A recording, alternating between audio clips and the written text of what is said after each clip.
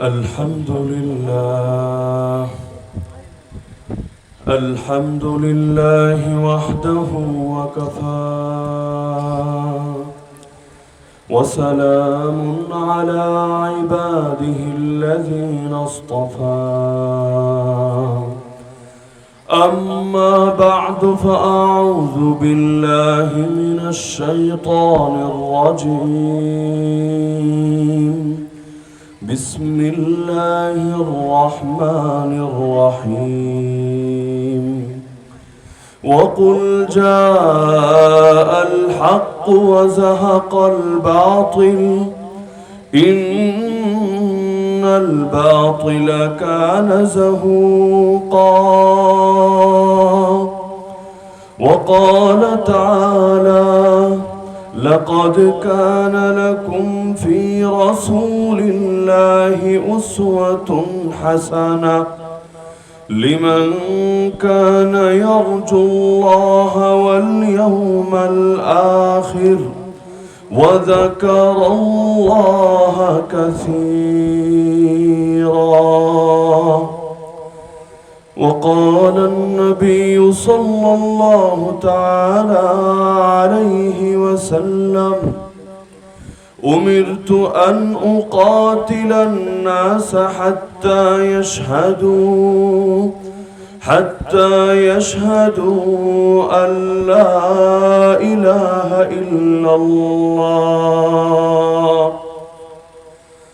آمنت بالله صدق الله العلي العظيم وبلغنا رسوله النبي الكريم.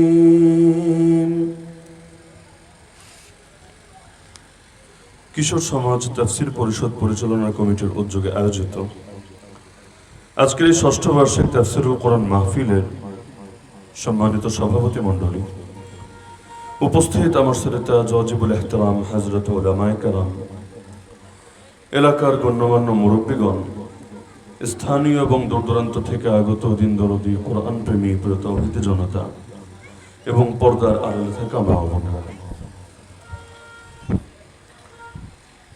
আশুলিয়াবাসীর উপর কিছুদিন আগেও বড় নির্যাতন আর নিপীড়ন বয়ে গিয়েছে। আলহামদুলিল্লাহ সুম্মা আলহামদুলিল্লাহ, আপনাদের এই কোরবানির বদৌলতে রব্বুল আলামিন সুস্থ এবং সুন্দর দিনও আমাদের সকলের সামনে এনে দিয়েছেন। দোয়া করি রব্বুল আলামিন আপনাদের এই সমস্ত কোরবানির সর্বোচ্চ বিনিময় দুনিয়া এবং আখিরাত উভয় জাহানে দান করুন। তো কয়েকজন কিশোর উদ্যোগ নিয়ে আজকের এই কোরআনের মাহফিল আয়োজন করেছে। যদিও যতটুকু জানতে পেরেছি প্রচারণা যেমন হওয়া দরকার ছিল তার 1000 ভাগের 1 ভাগও করা সম্ভব হয় নাই। এই কয়েকজন মানুষ এত বড় জিম্মাদারি পালন করা বেশ কঠিনও বটে। তার মধ্যে আবার দ্বীনের কাজ করতে গেলে বাংলার জমিনে বাধা তো লেগেই থাকে। পাপের কাজ করতে গেলে, গুনাহের কাজ করতে গেলে কোনো বাধা থাকে না, আর কোরআনের খেদমত, দ্বীনের খেদমত করতে গেলে বাধার শেষই থাকে না। যদিও এই বাধাগুলো মুমিনদের জন্য পরিণামের বিবেচনায় উপকারের বিষয়, কারণ স্বর্ণ পুরে যেভাবে খাঁটি হয়, ব্যবহারের উপযোগী হয়, রব্বুল আলামিন মুমিনদেরকেও বিভিন্ন বাধা দিয়ে, বিভিন্ন মুসিবত দিয়ে পুরিয়ে এমনভাবে খাঁটি করেন যে সীসা ঢালা প্রাচীরের মতো হয়ে যায়। তখন আর বাতিলের রক্তচক্ষুকেও কোনো পরোয়া করে না। আরে তার জান, তার মাল, তার সর্বস্ব আল্লাহর পথে কোরবানি দিতেও তার কাছে কোনো ব্যাপারই মনে হয় না। তো যে আয়াত আমি খুতবার মধ্যে পাঠ করেছি, এই আয়াতের আলোকে মৌলিক কিছু বার্তা দিয়ে লম্বা চওড়া আলোচনা না করেই আজকের এই মাহফিলের সমাপ্তি হবে ইনশাআল্লাহ। যে আয়াত আমি খুতবার মধ্যে পাঠ করেছি, রব্বুল আলামিন এই আয়াতের মধ্যে রাসূলকে আদেশ দিচ্ছেন, ওয়াকুল জাআল হক ওয়া যাহাকাল বাতিল, আপনি বলে দেন হক এসেছে আর বাতিল দূর হয়েছে। ইন্নাল বাতিলা কানা যাহুকা, নিশ্চয়ই বাতিল দূর হওয়ারই ছিল। আল্লাহর রাসূল সাল্লাল্লাহু আলাইহি ওয়াসাল্লাম যখন মক্কা বিজয় করলেন, যেই মক্কা থেকে তার 8 বছর আগে তাকে চলে যেতে বাধ্য হয়েছিলেন এই মানুষগুলোর জুলুমের কারণে, নির্যাতনের কারণে, নিপীড়নের কারণে। এরপর যখন এসে প্রবেশ করলেন বিশাল এক বাহিনী নিয়ে, যুদ্ধের সম্পূর্ণ প্রস্তুতি ছিল, যদিও কুরাইশদের অন্তরের মধ্যে রব্বুল আলামিন এমন ভয় ঢেলে দিয়েছিলেন, ওদের যুদ্ধ করার মনোবলই ওরা হারিয়ে ফেলেছিল। তো আল্লাহ রসুল সাল্লাল্লাহু আলাইহি ওয়াসাল্লাম সেই বাহিনী নিয়ে যখন ঢুকলেন, ওই সময়ের কথা সকলেই জানেন, এক বাইতুল্লাহ শরীফের মধ্যে পর্যন্ত এর আগে 360টা মূর্তি ঢুকে গিয়েছিল। আল্লাহ রসুল সাল্লাল্লাহু আলাইহি ওয়াসাল্লাম যখন ঢুকলেন, ঢোকার পরে প্রথম কাজই এটা করলেন, আল্লাহ রসুলের হাতে একটা লাঠি ছিল, তিনি মূর্তিগুলোর সামনে দিয়ে একে একে হেঁটে যাচ্ছিলেন। যেই মূর্তির সামনে দিয়ে যাচ্ছিলেন, হাতে থাকা সেই পবিত্র লাঠি দিয়ে মূর্তির দিকে ইশারা করছিলেন, আর জবান দিয়ে এই আয়াতটাই আল্লাহ রসুল তেলাওয়াত করছিলেন, ওয়াকুল জাআল হক ওয়া যাহাকাল বাতিল ইন্নাল বাতিলা কানা যাহুকা। আল্লাহ রসুলের ইশারা করতে দেরি, এক একটা মূর্তি মুখ থুবড়ে জমিনে লুটিয়ে পড়তে দেরি না। যার আঙ্গুলের ইশারায় আসমানের চাঁদি 2 টুকরা হয়ে যায়, তার লাঠির ইশারায় সামনে থাকা এক পাথরের মূর্তি লুটিয়ে পড়বে না, সে আপন জায়গায় স্থির থাকবে, এটা কিভাবেই বা সম্ভব? তা আল্লাহ রাসূল সাল্লাল্লাহু আলাইহি ওয়াসাল্লাম ঢুকেই আল্লাহর ঘরকে 3টা জিনিস থেকে পাক করলেন। 1 নম্বরে যে মূর্তিগুলো ছিল, মূর্তি সবগুলোকে বিদায় করলেন। বলবেন মূর্তি কেন তিনি বিদায় করলেন? তাহলে কি আমরাও দুনিয়াতে যত মূর্তি আছে, যত উপাসনালয়ে, সব বিদায় করে দেব কি না? না, উপাসনালয়ের মূর্তি উপাসনালয়ের মধ্যে থাকবে, কিন্তু আল্লাহর ঘর মসজিদের মধ্যে সে মূর্তি ঢুকবে কোন দুঃখে? যেই উপাসনালয় বানানো হয়েছে যেই ধর্মের ইবাদতের জন্য, সে তার জায়গায় ইবাদত করুক না, তাকে কে বাধা দিয়েছে? কিন্তু আপনারা যেমন ভারতের দিকেই যদি তাকান, ওই 1450 বছর আগের ইতিহাস লাগবে না, পার্শ্ববর্তী ভারতের দিকেই যদি তাকান, দেখবেন বাবরি মসজিদ নামে কয়েকশো বছর প্রাচীন একটা মসজিদ ছিল। সম্রাট বাবরের জামানায় তার নামের দিকে নিসবত করি যে মসজিদটা, যে আল্লাহর ঘরটা নির্মাণ করা হয়েছিল। কিন্তু এই জালেমরা, এই ফ্যাসিস্টরা, এক ফ্যাসিস্ট তো বিদায় হয়েছে, আরেক ফ্যাসিস্টের কোলে গিয়ে উঠেছে। ওই ফ্যাসিস্টরা এই আল্লাহর ঘরটাকে ভেঙে সেখানে মন্দির বানিয়ে একটা দুটো না, মূর্তি ঢুকিয়ে পুরো মূর্তির ঘরে পরিণত করে দিয়েছে। তো যেই জায়গা মসজিদ, ইসলামের ফতোয়া হলো কিয়ামত পর্যন্ত সেটা মসজিদই থাকবে, পৃথিবীর কোনো বাপের বেটার ক্ষমতা নেই মসজিদকে ভিন্ন কিছুতে পরিণত করবে। যা মসজিদ তা মসজিদই, তার জায়গায় মসজিদ ভেঙে মার্কেটও বানানো যাবে না, মসজিদ ভেঙে ভিন্ন কিছু বানানো যাবে না। জমিন থেকে নিয়ে আসমান, এই পুরো এরিয়াটা কিয়ামত পর্যন্ত আল্লাহর তালিকায় মসজিদ হিসাবে লিপিবদ্ধ থাকবে। তো যদিও আগে ছিল বাবরি মসজিদ, ভেঙে নতুন বিল্ডিং বানিয়ে নাম দিয়েছে রাম মন্দির, কিন্তু রাম মন্দিরই নাম দেখ, কৃষ্ণ মন্দিরই নাম দেখ, হনুমান মন্দিরই নাম দেখ, যেই নাম মনে চাই সেই নাম দেখ, সেটা কি নাম দেওয়ার দ্বারাই মন্দির হয়ে গিয়েছে, নাকি মসজিদ মসজিদই আছে? যদি মসজিদ থাকে, তাহলে যেদিনে মুসলমানরা শক্তি পাবে, আজ দুর্বল বলে হয়তো কিছু করতে পারছে না। যেমন আল্লাহ রসুল সাল্লাল্লাহু আলাইহি ওয়াসাল্লাম যখন তাকে দুর্বল করে রাখা হয়েছিল, সেই সময় কাবা থেকে, বাইতুল্লাহ থেকে 360টা মূর্তি বের করা তার পক্ষে সম্ভব হয় নাই। দিলে তো কষ্ট ছিল, দিলে তো ইচ্ছা ছিল, কিন্তু সাধ্য থাকলেও সাধ্য ছিল না। তো যখন সাধ্য এসেছে, একদিনও দেরি করেন নাই, 1 ঘন্টাও দেরি করেন নাই। প্রথম কাজই করেছেন এটা, তাওহীদের জায়গা, আল্লাহর ঘরকে মুক্ত করেছেন শিরিক থেকে। তো মুসলমানদের হাতেও যেদিন ক্ষমতা আসবে, ইনশাআল্লাহ সুম্মা ইনশাআল্লাহ, এ কথা বলতে কোনো লুকোচুরির কোনো কারণ নাই, কোনো দ্বিধা নাই, কোনো সংকোচ নাই। কেউ যদি মনে করে এই কথা শুনলে নাস্তিকরা আবার ভিন্ন মেসেজ বের করে কিনা, এই কথা শুনলে হলুদ মিডিয়া ভিন্নভাবে আবার রিপোর্ট করে কিনা, আমরা বলবো, আরে যারা গালি দেওয়ার তারা চিরকালে গালি দেবে। যারা আল্লাহকে গালি দেয়, রসুলকে গালি দেয়, তার কাছে সাধারণ উম্মত আর কি। কিন্তু ওরা গালি দেবে বলে মুসলমান হকের কথা আড়াল করবে, এটা কিছুতেই হতে পারে না। গালির ভয় কেন? মুসলমান তো মৃত্যুর ভয়েও হক প্রকাশে দ্বিধা করে না। এখন নয়তো বাংলাদেশে পরিবেশ সুন্দর হয়েছে, প্রত্যেকেই দিলের মধ্যে যত কষ্ট আছে, যত দুঃখ আছে, যত যাতনা আছে, সব ঢেলে দিচ্ছে। কিন্তু এই যে বিগত 16.5 বছর, সব কথা বলাটা সহজ ছিল না, কারোর জন্যই সহজ ছিল না। কিন্তু ওই সময়ও জালিমদের রক্তচক্ষুকে উপেক্ষা করে আল্লাহর দ্বীনের দায়রাকে, হকের কথা বলেন নাই। বলার জন্য কেউ 1 বছর, 2 বছর, 3 বছর, কেউ এর চাইতে বেশি 1 যুগ পর্যন্ত জেল খাটেন নাই। এমনকি কেউ কেউ তো জেল এত খাটা খেটেছেন, জেল থেকে আর জিন্দাই বের হতে পারেন নাই, ব্যর্থ হয়েছেন, লাশ হয়ে বের হয়েছেন, শহীদ হয়ে বের হয়েছেন। এই দুনিয়াটা স্বাধীনভাবে আর দেখার তৌফিক হয় নাই। তাহলে জালিমের জুলুমের পরোয়া মুসলমানকে কখনোই হক প্রকাশে গাফিল করে না।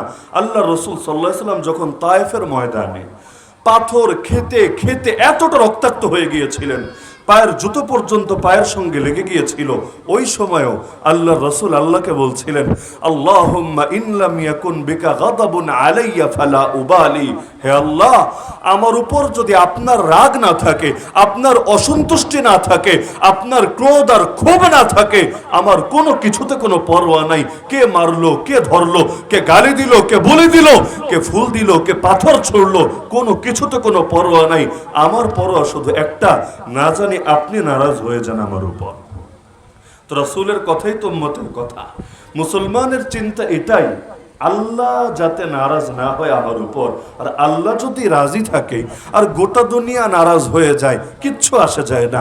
ইব্রাহিম আলাইহিস সালাম একটা সময় এমন গিয়েছিল, তিনি ছিলেন সেরেফ একা, তার পক্ষে তার বাপও না, তার 14 গোষ্ঠীও না, তার বংশের লোকেরাও না, তার জামানার বাদশাও না, তার দেশের কোনো মানুষই না, একা একজন মানুষ, তবুও পিছপা হন নাই, বাতিলের বিরুদ্ধে লড়ে গিয়েছেন। বাহিনী নাই, সামরিক লড়াই লড়েন নাই, কিন্তু নমরুদের সামনে দাঁড়িয়ে ফেস টু ফেস ডিবেট কিন্তু করে গিয়েছেন, রবের পক্ষে যুক্তি দিয়েছেন, নমরুদ পাল্টা যুক্তি দিয়েছে, যুক্তি খণ্ডন করেছেন, অবশেষে যুক্তিতে নমরুদকে ঠিকই হারিয়েছেন। যদিও নমরুদ হক গ্রহণ না করে উল্টো আগুন জ্বালিয়ে অগ্নিকাণ্ডের মধ্যে তাকে নিক্ষেপ করে দিয়েছে। তো রব্বুল আলামিন সে ইব্রাহিম আলাইহিস সালামের এই কথাটা কোরআনে উল্লেখ করে তার ব্যাপারে সনদ দিয়ে দিচ্ছেন, ইন্না ইব্রাহিম কানা উম্মাহ, নিশ্চয়ই ইব্রাহিম একাই ছিল একটা জাতি। একা একজন ব্যক্তি হয়, একা একটা জাতি হয় না, কিন্তু হকের উপর যদি মাত্র একজন থাকে, সে একজনই যদি হক নিয়ে বাতিলের বিরুদ্ধে মোকাবেলা করতে পারে, সেই একজনকেই বলা হয় একটা জাতি। এই রকম একজনের দ্বারাই পৃথিবীর মধ্যে জামানার পর জামানা নিত্য নতুন বিপ্লব রচিত হতে থাকে। তাহলে এই কথা বলতে কোনো দ্বিধা নাই, মুসলমান ইনশাআল্লাহ যেদিন রসুলের মতো পাওয়ার পাবে, আল্লাহর ঘরকে আবারও শিরিকের চিহ্ন মুক্ত করে ছাড়বেই ছাড়বে। যা মসজিদ ছিল সেটাকে পুনরায় মসজিদ হিসাবেই জিন্দা করবেই করবেন ইনশাআল্লাহ। তো আল্লাহর রসুল 1 নম্বরে মূর্তিগুলোকে বিদায় করলেন। কোন মূর্তি? অন্য উপাসনালয়ে থাকা মূর্তি না, আল্লাহর ঘরের ভেতর ঢোকানো মূর্তি, যেগুলোর পূজা করা হতো। 2 নম্বরে ভাস্কর্য। ভাস্কর্য বুঝেন তো? আমাদের দেশে মূর্তি আর ভাস্কর্যে একটু পার্থক্য করা হয়। মূর্তি বলতে লোকে বোঝায় যেটার পূজা হয়, আর ভাস্কর্য বলতে বোঝায় যেটা ডিজাইনের জন্য, সৌন্দর্যের জন্য, অন্য কোনো স্বার্থের জন্য বানানো হয়, যেটার কেউ পূজা টুজা করে না। যেমন একজন আব্বাজানের চেহারা দিয়ে গোটা বাংলাদেশ মোটামুটি ভরা আছে, এগুলো আসলে কেউ সেজদা দেওয়ার জন্য, রুকু দেওয়ার জন্য বানানো হয় নাই, বলা হয় ডিজাইনের জন্য বানানো হয়েছে, সৌন্দর্যের জন্য বানানো হয়েছে, চেতনার জন্য বানানো হয়েছে। যদিও এর দ্বারা কতটুকু সৌন্দর্য ফুটেছে আর কতটুকু লস হয়েছে, এর দ্বারা গরিবের সঙ্গে কি তামাশা হয়েছে, অভাবী ঋণগ্রস্ত মানুষের সঙ্গে কি উপহাস হয়েছে, এটা একদিন ইতিহাসে ঠিকই লেখা হবে। তো বাইতুল্লাহর মধ্যে যা ছিল সবগুলো মূর্তি না, কিছু ভাস্কর্য ছিল। আমি আরবি কিতাবের রেফারেন্স নাই দিলাম, বলবেন হুজুর আরবি আমরা দেখে হয়তো পড়তে পারবো না, এজন্য আপনি আরবির নামে চালিয়ে দিচ্ছেন। আপনারা ইসলামিক ফাউন্ডেশন থেকে একটা বই আছে, বের হয়েছে অনেক বছর আগে। এখন তো ইসলামিক ফাউন্ডেশন থেকে আব্বাজানের জীবনী ছাড়া তেমন কিছুই পাওয়া যায় না, বাকি আগের সংকলনগুলো কিছু ফটোকপি অথবা পিডিএফ এগুলো খুঁজলে পাবেন। সিরাত বিশ্বকোষ হয়তো অনেকে দেখেছেন, অনেক মসজিদেও থাকে, সিরাত বিশ্বকোষ। ওখানে আপনারাই 8ম হিজরির মক্কা বিজয়ের ঘটনাটা দেখবেন। পুরোটা বাংলা বই, ইংলিশও না, উর্দুও না, ফার্সিও না, আরবিও না, সবাই পড়তে পারবেন।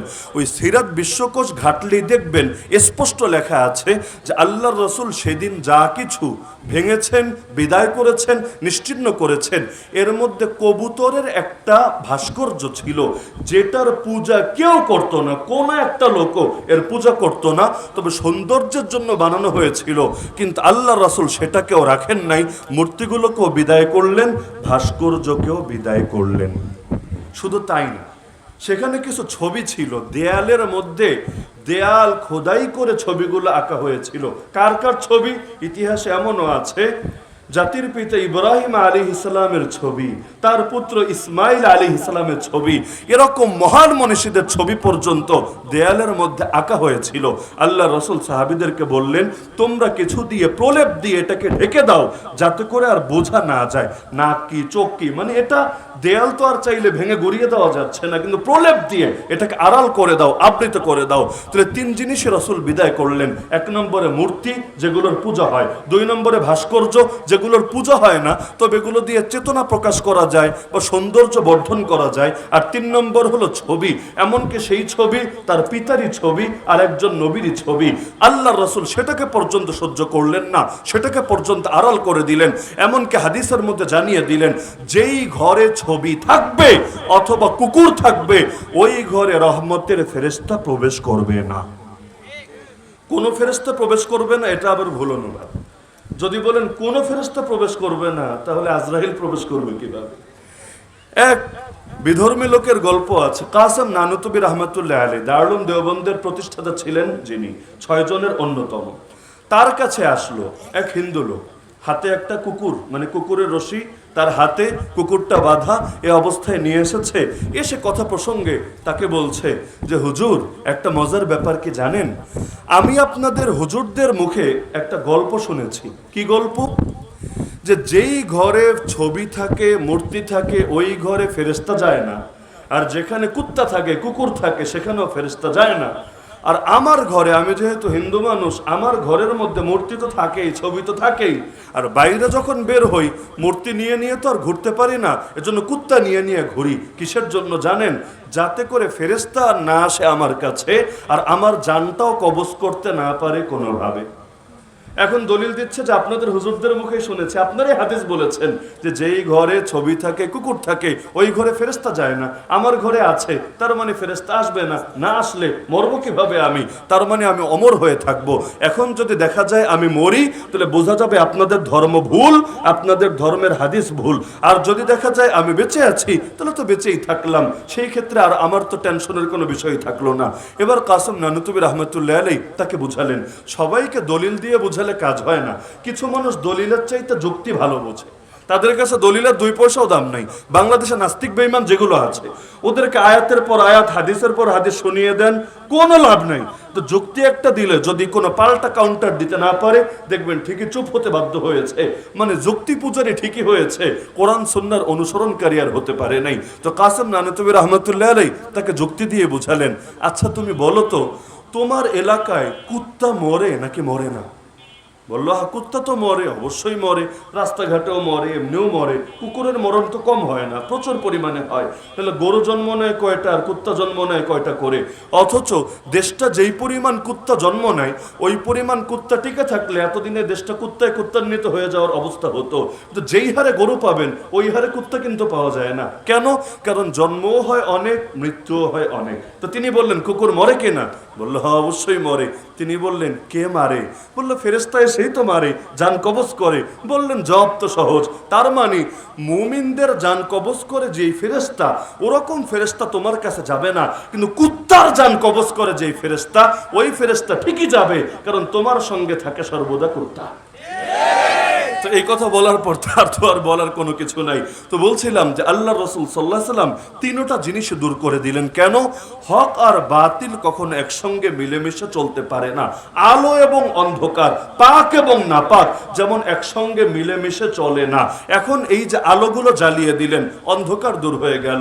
এই মুহূর্তে যদি জেনারেটর বন্ধ হয়ে যায়, যেমন 1 ঘন্টা আগে বন্ধ হয়ে গিয়েছিল, দেখবেন মুহূর্তের মধ্যে অন্ধকার চলে এসেছে। দাওয়াত দেওয়া লাগে নাই, হেলিকপ্টারও ভাড়া করা লাগে নাই, ইনভাইটও করা লাগে নাই, কিচ্ছু না, এমনি চলে এসেছে।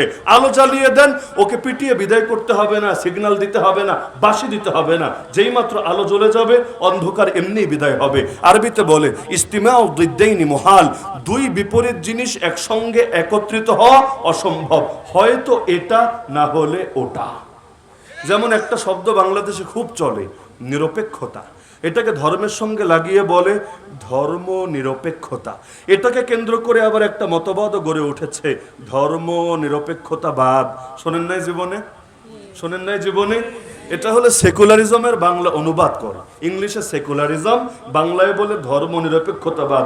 যেই বলো যে অনুবাদ করেছে ও না বাংলা পারে না ইংলিশ পারে। কারণ আমি চ্যালেঞ্জ করে বলতে পারবো সেকুলারিজম শব্দের যথার্থ অনুবাদ ধর্মনিরপেক্ষতাবাদ হয় না।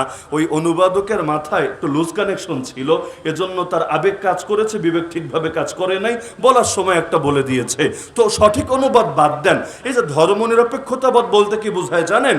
যে আমরা রাজনীতি, অর্থনীতি, বিচার আচার, আইন কানুন, শিক্ষা দীক্ষা, সভ্যতা, সংস্কৃতি আরো ইত্যাদি ইত্যাদি ইত্যাদি ক্ষেত্রে কোনো ধর্মকে টানবো না, না ইসলাম ধর্ম, না হিন্দু ধর্ম, না খ্রিস্ট ধর্ম, না বৌদ্ধ ধর্ম। তাহলে চালাবো কিভাবে? বলে আমাদের একটা আকল আছে না, একটা নফস আছে না, আর প্রত্যেকের সঙ্গে শয়তান আছে না। শয়তান যা বলবে নফস শুনবে, নফস সেটা আকলকে সিগন্যাল দিবে, আকল বসে বসে বাস্তবায়ন করবে। যেমন ধর্ম যদি টানে তাহলে পতিতালয়গুলোতে তালা লাগাতে হবে, নাকি লাগবে না? ইসলামে পতিতালয় হালাল না হারাম? আচ্ছা ইসলাম রাখেন, কোন ধর্ম দিয়া পতিতালয়গুলোর বৈধতা দিতে পারবেন আমাকে বলেন? এটা তো এমনই এক নিকৃষ্ট কাজ, যে কোনো ধর্মই এটার বিপক্ষে বলবেই বলবে। তাহলে ধর্ম যদি টানে দেশের মধ্যে পতিতালয় কি আর চলবে? আরে বলেন না চলবে। আচ্ছা পতিতালয় খোলা থাকলে বৈজ্ঞানিক দৃষ্টিকোণ, ধর্ম রাখেন, বিজ্ঞানের দৃষ্টিকোণ থেকে দেশের কি কি ফায়দা একটু বয়ান করেন দেখি, একটু ব্যাখ্যা করেন দেখি। এমনকি অর্থনৈতিকভাবে কি ফায়দা যদি দেখায় না হুজুর প্রতি রাত্রি কিছু ইনকাম টিনকাম হয় তো, আবার এখানে মদ জুয়া চলে, এগুলো থেকেও কিছু টাকা পয়সা আসে তো, হ্যাঁ আসে সত্য, তো যেই পরিমাণ আসে তার চাইতে বেশি যায়, মানে কিছু পয়সা আসে কিন্তু নৈতিকতা এবং চারিত্রিক কলঙ্ক এর চাইতে 1000 গুণ বেশি ঘটে। তো লাভ যদি হয় 1%, লস যদি হয় 10%, ওই লাভ দিয়ে মানুষ করবেটা কি? তাহলে পতিতালয় কোন দৃষ্টিকোণ থেকে উপকারী না। খুলে রেখেছে কেন? কারণ ধর্মকে তো আগেই সাইড করেছে। ইসলাম থাকবে মসজিদে মাদ্রাসায়, হিন্দু ধর্ম থাকবে পূজা মণ্ডপে আর তার ধর্মীয় উপাসনালয় ইত্যাদি ইত্যাদি, সব থাকবে সব জায়গায়। আর বাকি যেটা আছে এটা চলবে আমাদের দিয়ে। আমাদের মানে কি? ওদের নফস, ওদের শয়তান, ওদের আকল, আর পশ্চিমা বিশ্বে যত শয়তানি চলে এগুলো দিয়ে। এখন ধর্মের আলোকে যদিও ক্ষতিকর, সামাজিক দৃষ্টিকোণ থেকে ক্ষতিকর, বিজ্ঞানের দৃষ্টিকোণ থেকে ক্ষতিকর, সব দৃষ্টিকোণ থেকে ক্ষতিকর, তারপরে পতিতালয়ে চলবে, দলিল দিবে। আপনি যদি ফতোয়া শোনান কোরআনের আলোকে হারাম, হাদিসের আলোকে হারাম, বলবে সব জায়গায় ধর্ম টানতে বলেছে কে? বলে নাকি বলে না? সব জায়গায় ধর্ম টানতে বলেছে কে? তার মানে ধর্ম কিছু জায়গায় টানা যাবে, কিছু জায়গায় টানা যাবে না। তো যে জায়গায় ধর্ম টানলাম মানে সেখানে আল্লাহ এবং তার রাসূলকে টানলাম, যে জায়গায় ধর্ম টানলাম না তার মানে সেখানে নফস আর শয়তানকে টানলাম। মাঝামাঝি তো কিছু হয় না। আরে নিরপেক্ষতা আবার কি জিনিস? হয়তো পুরুষ নয়তো মহিলা, নিরপেক্ষ আবার কি? বুঝেন নাই? নিরপেক্ষ মানে কি? যে এটাও না ওটাও না, এটাও না ওটাও না। তাহলে এটা আবার কোন হালুয়া? হয়তো তুমি হকের পক্ষে, না হলে তুমি বাতিলের পক্ষে। হকেরও পক্ষে না, বাতিলেরও পক্ষে না, এটাকেই তো বলা যায় নিরপেক্ষ। আসলে এই নিরপেক্ষ শব্দটা একটা ভণ্ডামি ছাড়া কিছু না। যে হকের পক্ষে না সেই বাতিলের পক্ষে, এজন্য যে মুমিন না ওই কাফের। এখন যদি মুনাফিক হয়, মুনাফিক মানে উপরে উপরে কালেমা তো পড়ে, ভিতরে ভিতরে কুফর লালন করে, ও আসলে মুমিন না, ও আসলে নিকৃষ্ট কাফেরই বটে। নিরপেক্ষ হতে পারে না মানুষ। নিরপেক্ষ শব্দটাই নিরপেক্ষ না। যে নিজেকে নিরপেক্ষ দাবি করবে ও মূলত শয়তানেরই পক্ষে, তবে বলার সৎসাহস রাখে না। যদি বলে আমরা অ্যান্টি ইসলামিস্ট, আমরা ইসলামের বিরোধী পক্ষ, তাহলে জানে পাবলিক পিঠের চামড়া আর বাকি রাখবে না। এখন আসলে তো ইসলামের বিপক্ষে, কিন্তু বলার সাহস তো রাখে না। এজন্য দেখবেন বিভিন্ন সময় ইসলামের সাইনবোর্ডগুলো ব্যবহার করে। কেউ নির্বাচন আসলে ডায়লগ মারে, দেশ চলবে মদিনা সনদ দিয়ে। কি বলে নাকি বলেন? শুনতে তো কি মজা লাগে। মক্কা মদিনা মুসলমানদের আবেগের জায়গা। অনেকে আছে জীবনে কখনো যেতেও পারে নাই, তবুও মক্কা মদিনা নামগুলো শুনলে আবেগ ধরে রাখতে পারে না। তো যদি শুনে দেশ চলবে মদিনা সনদ দিয়ে, দিল্লির সনদ দিয়ে না, ওয়াশিংটনের সনদ দিয়ে না, মস্কোর সনদ দিয়ে না, বেইজিংয়ের সনদ দিয়ে না, কার না ভালো লাগে? কিন্তু উপরে যদি শিরোনাম থাকে মদিনা সনদ, কিন্তু আসলে হয় দিল্লির দাদাজানের সনদ, তাহলে অবস্থাটা কেমন হবে? কি কষ্ট পাচ্ছেন নাকি? অনেক সময় হয় যে উপরে দেখানো হয় ভিন্ন জিনিস, ভেতরে থাকে ভিন্ন জিনিস। হাতির 2 রকম দাঁত থাকে, কুছ দেখানে কে লিয়ে কুছ খানে কে লিয়ে। কিছু আছে বড় বড় উপরে বিশাল বিশাল, কিন্তু এগুলো জাস্ট ফর শো, এটা দেখায়, এটা দিয়ে খায় না। আর যেটা খায় ওটা লুকিয়ে রাখে, এটা আর বাইরে দেখায় না। তার মানে দেখানোর জন্য আলাদা আর খাওয়ার জন্য আলাদা। কিছু মানুষের দরদ আর দরদ আর দরদ, চোখ দিয়ে পানি পরে পরে, নাক দিয়েও অল টাইম পানি পড়তে থাকে। কোনো একটা কষ্টের জিনিস দেখলেই নাক দিয়ে খালি মুছতেই থাকে, আয় রে মেট্রো রেল, হায় হায় বাবাজি কি হবে এই মেট্রো রেল, কবে তুমি আহত থেকে সুস্থ হবা, কিভাবে তোমার ট্রিটমেন্ট করা যাবে, এটা হবে ওটা হবে, কত দুঃখ আর কত দুঃখ। এমনকি বলতে থাকে স্বজন হারানোর বেদনা আমাদের চাইতে আর কে ভালো বোঝে। কিন্তু আমরা যখন কারাগারে পড়ে থাকি, আমাদের স্বজনদের চোখ থেকেও যে পানি ঝরে, আমাদের স্বজনরাও যে শোক সইতে না পেরে অনেক সময় মৃত্যুর কোলে পর্যন্ত ঢলে পড়ে। যাদেরকে ক্রস ফায়ার দিয়েছে, যাদের কায়না ঘরে ভরে রেখেছে, যাদেরকে গুম করে রেখেছে, এদেরও যে স্বজন আছে, এগুলোই শয়তানদেরকে গিয়ে কে বোঝাবে?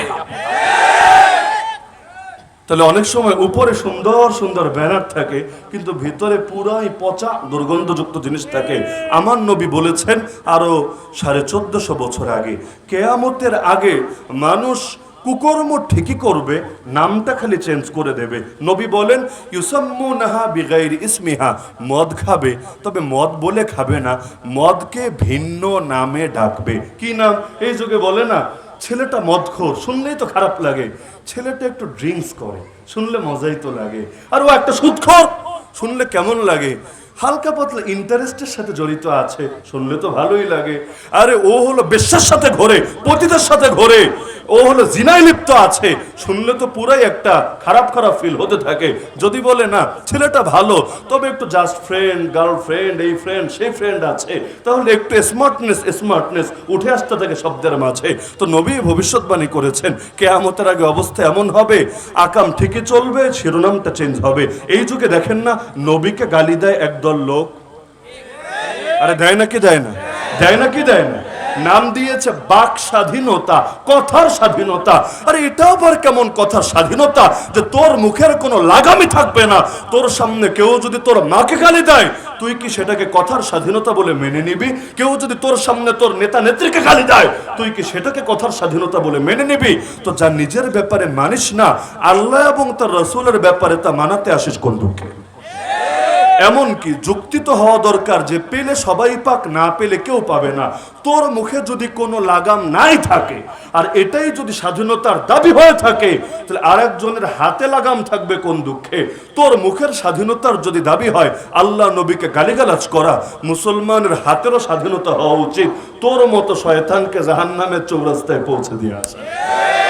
লাগাম লাগালে সবাই লাগাক, না লাগালে কেউ লাগাবে না, কিন্তু কেউ পাবে আর কেউ পাবে না, তা হবে না, তা হবে না। তুই তোর জিহ্বায় লাগাম লাগিয়ে রাখ, মুসলমান হাতেও লাগাম রাখবে। কিন্তু তোর জিহ্বায় যদি লাগাম না থাকে, মুসলমানের হাতেও লাগাম থাকবে না। আল্লাহ রসুলের জামানায় এক অন্ধ সাহাবী ছিলেন। অন্ধ বোঝেন তো, চোখে খুব ভালো দেখেন, তাই না? দেখেন না। সেই সাহাবীর একটা দাসী ছিল। সেই দাসীটা তার সব ধরনের খেদমত আঞ্জাম দিত। তো এটা তো আপনারা ভালোই বোঝেন, কেউ যদি অন্ধ হয় স্বাভাবিকভাবে সে পরনির্ভরশীল থাকবে, তার কাজগুলো সে করতে পারবে না, অন্যের উপর মুখাপেক্ষী হতে হবে। তো সেই দাসীটাই তার সব কাজ করে দিত, এবং তিনিও সেই দাসীটাকে অত্যন্ত মহব্বত করতেন। সেই দাসীটাকে আল্লাহ একটা যোগ্যতা দিয়েছিলেন, সেই যোগ্যতা হলো কাব্য প্রতিভা, সাহিত্যের যোগ্যতা। কিন্তু এই পাপিষ্ঠা এই যোগ্যতাটাকে ভালো কাজে না লাগিয়ে মন্দ কাজে লাগালো।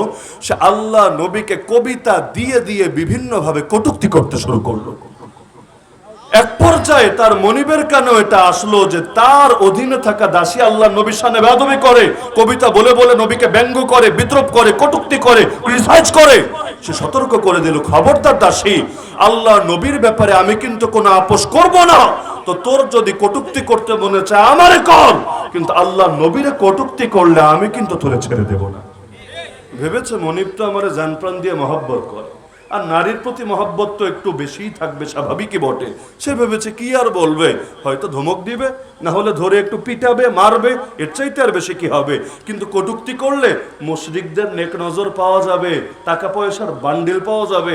বাংলাদেশে অনেক নাস্তিকতা করে, এ কারণে না যে নাস্তিকতাই ওদের আদর্শ, বরং এ কারণে ওরা বিভিন্ন কাফের দেশে দৃষ্টি আকর্ষণ করতে চায়। ওরা মুসলমানদের উস্কানি দিয়ে খেপিয়ে দিতে চায়, যাতে মুসলমান ওদের উপর ক্ষিপ্ত হয়। এ একটু মাইটেট দেয় বা গালিটালি দেয়, পরে এগুলো দেখাবে, দেখো বাবাজিরা আমি বাকস্বাধীনতা পাচ্ছি না এই দেশে, গণতান্ত্রিক অধিকার পাচ্ছি না এই দেশে, আমার অধিকার প্রয়োজন, আমি অ্যাসাইলাম চাই, তোমাদের দেশে আমাকে থাকতে দাও, আমাকে যাওয়ার ব্যবস্থা করে দাও। তারাও চিন্তা করবে, আরে ছেলেটা বাকস্বাধীনতার চর্চা করছে, কিন্তু এই মৌলবাদীগুলো, এই জঙ্গিবাদীগুলো তাকে স্বাধীনভাবে কথা বলতে দিচ্ছে না। ঠিক আছে, তুই আমার দেশে চলে আয়। এখন কাফের দেশে যাবে, 5 বছর কষ্ট মষ্ট করে থাকবে, এরপর গ্রিন কার্ড একটা পাবে, যেটা ওদের কাছে জান্নাতের টিকিটের চাইতেও বেশি দামি ওদের কাছে মনে হয়ে থাকে। তো অনেকে আছে এমন যারা বাস্তবে আদর্শ হিসাবে ওটাকে গ্রহণ করে নাই, কিন্তু ধান্দাবাজির জন্য একদলকে রাজে খুশি করার জন্য এই কাজগুলো করে। এজন্য দেখবেন অনেকের সুর চেঞ্জ হয়ে যায়। 5 বছর এক দলের পক্ষে এত বলা বলে চাপতে চাপতে জিব্বার চামড়া পর্যন্ত তুলে ফেলে, খালি কোন রকম ক্ষমতা চেঞ্জ হতে দেরি, আল্লাহর বান্দার সুর চেঞ্জ হতে দেরি না। এখন বিপরীত মেরুতে এত বলা বলে, ওই তো নবীর হাতে, বাহিনী আল্লাহ নবীর অধীনে, সবই নবীজির অধীনে। তখন মুসলমান এত হওয়া শুরু করলো যে অনেকে আসলে কাফের, তবুও কালেমার ঘোষণা দিতে শুরু করলো, যেগুলোকে মুনাফিক বলা হয়, মানে সাহাবী না, মুসলমানই না, তারপরও কালেমা পড়ছে কেন? কারণ দেখেছে এই পরিচয়টা দিলেই সুবিধা, এই পরিচয়টা দিলেই ধান্দা। কিন্তু মক্কার জামানায় আরে 1000 লোকরে কালেমা পড়ানো যাচ্ছে না, আর এখন মুনাফিকি হয়ে যাচ্ছে এত বেশি। উহুদের যুদ্ধে আল্লাহ নবী বের হলেন, 300 জন রাস্তা থেকে ফেরত আসলো, এই 300 জনের প্রত্যেকটা ছিল মুনাফিক। তো 1000-এর মধ্যে 300 জন যদি মুনাফিকই থাকে, 30%, সংখ্যাটা কিন্তু একেবারে কম না।